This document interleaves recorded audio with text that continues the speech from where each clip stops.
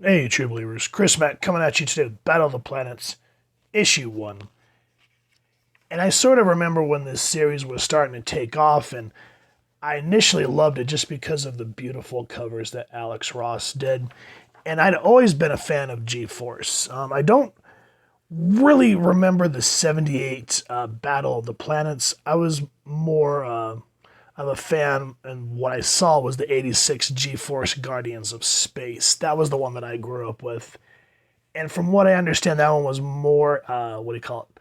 Close to the Science Ninja Team Gatchaman from 1972. And that was supposed to be more violent, I guess. And I'd love to go watch that. I've never seen the original Gatchaman. But nonetheless, having some tangible version of G-Force in comic book form, I'm a happy little camper. Now, who made this book? As I just said, this was Alex Ross. There's a bunch of extra covers. I think the one that I used for the thumbnail was a Mark Silvestri. And so you see here, art director was Alex Ross, writer was Munir Sharif, pencils was Wilson Tortosa, colors was Shane Law of Udon Studios.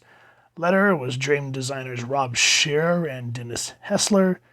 And then there's everyone else that's worked on the book. And the print date on this was August 2002. Forget my voice, I'm still getting over this damn cold, and they said that the cough is the hardest part to get over. Now, I like the way that they start this book. There's good things to this book, and there's a few things that kind of get on my nerves. But I like the way that it starts off because it just starts out very ominous. It says, the Himalayas, birthplace of countless mysteries and legends. Here, beneath the harshest elements and deep within the most impregnable mountain ranges, not a hidden city of wonder nor a secret order of monks will be found.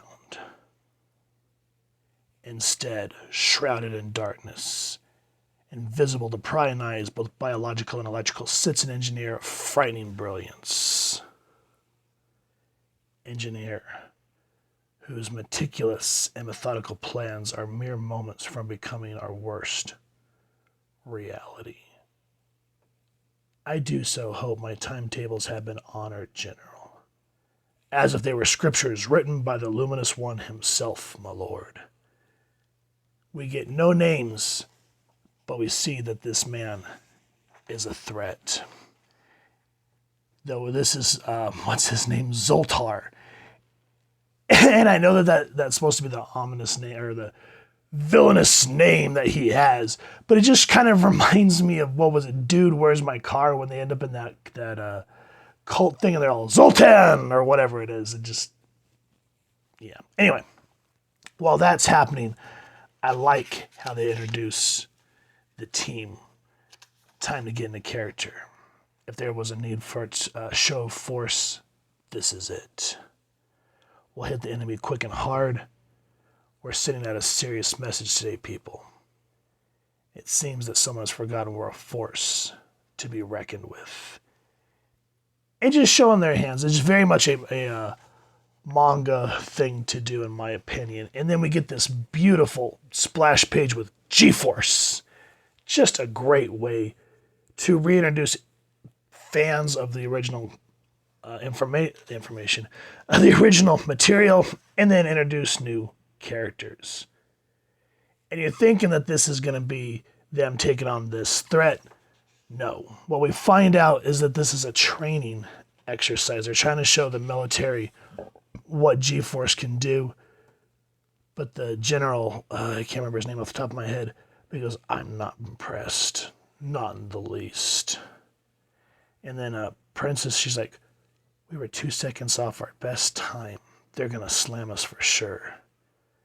And then Tiny, well, if some people didn't break curfew every night.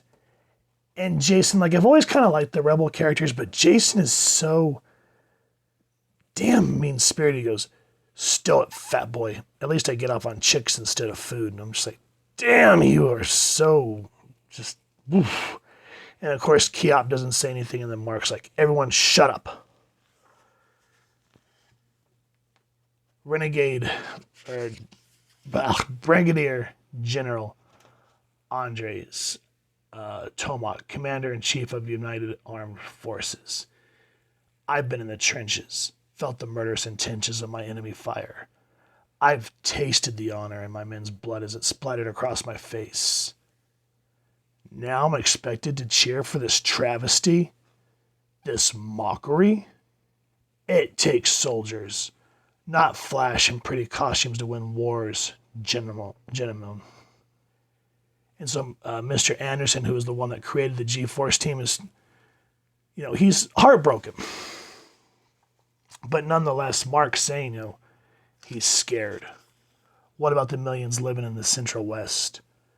There's a maniac with a lethal war machine who's made demands the big brass have no intention of meeting. Meanwhile, those folks are waiting for the other shoe to drop. How does that idiot think they'll feel?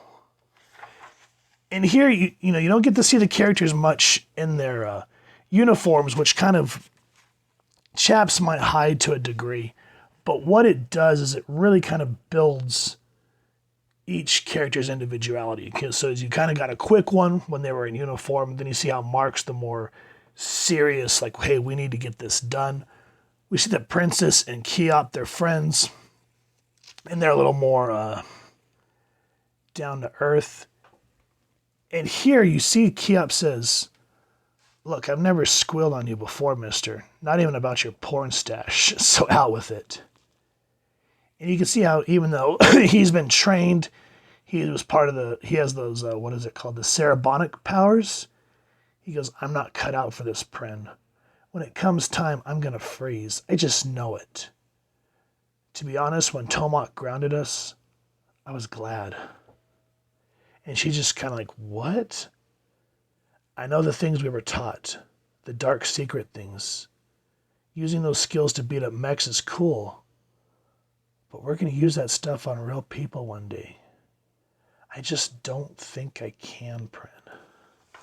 So you can kind of see how Keop's more of like the little brother and Princess is the big sister. And here we get a beautiful art. Like, I love the beautiful art. I just love the way that they draw the Phoenix here. Just nice and kind of Dutch, not Dutch angle, but more of kind of a looking up at it. And here, Tiny's, because he is the pilot of the Phoenix, he goes, one of these days, baby, you and me soaring through the heavens, we're raising a little hell. No one loves you more than me. He says, not the eggheads that designed you, not even the crew that put you together. It's always the test pilots, the Chuck Yeagers, that appreciate a bird more than anyone. No matter what the brass says, I see in our future a most beautiful relationship. And then, of course, we see Jason, where you can kind of see he's more taking out his aggression on the range, shooting shit up, just like, whatever. It sounds all well and good, Mark, but know this, leader man. I'm going to have my revenge with or without them. And you can just kind of see how he's really freaking dangerous. Now, while all this is happening, one thing that, for those longtime Battle of the Planet fans watching this, is the Earth still like, is there still like the United States, etc., so forth? Or is this one of those, this is one thing I've never understood about Battle of the Planets is it all become like one united world, etc., so forth? I don't know. Because right here it says President Francis Kane, leader of the United Global Alliance, and that's what kind of threw me off. But it comes down between Tomahawk and Anderson, and Tomahawk's like saying, we got to throw everything we can at it. And she's like, nothing's working. Everything you've thrown at it so far, the Zoltar's forces, nothing has worked. And Anderson says, we at ISO make it our business to keep track of technological advancements on Earth, and this is beyond anything we've ever seen. What are you saying, that this is extraterrestrial? Yes. Our world's only line of defense against the enemies are the Gatchaman. And she's like, what? And I like that they actually explain why the original show was called Science Ninja Team Gatchaman. He goes, the Gatchaman, the sudden warrior, sometimes 5, sometimes 1, a living phantom, a white shadow, an entire breed of soldier designed for a threat such as this. And then that's where we start seeing everybody's G-force alarms go off. And of course, Jason being Jason. And he very much reminds me of Jason Todd. He has that very much mannerisms. And before you're like, oh, right, the team's going to suit up, they're going to kick ass, that's sort of where the book starts to end. And you're like, oh, come on.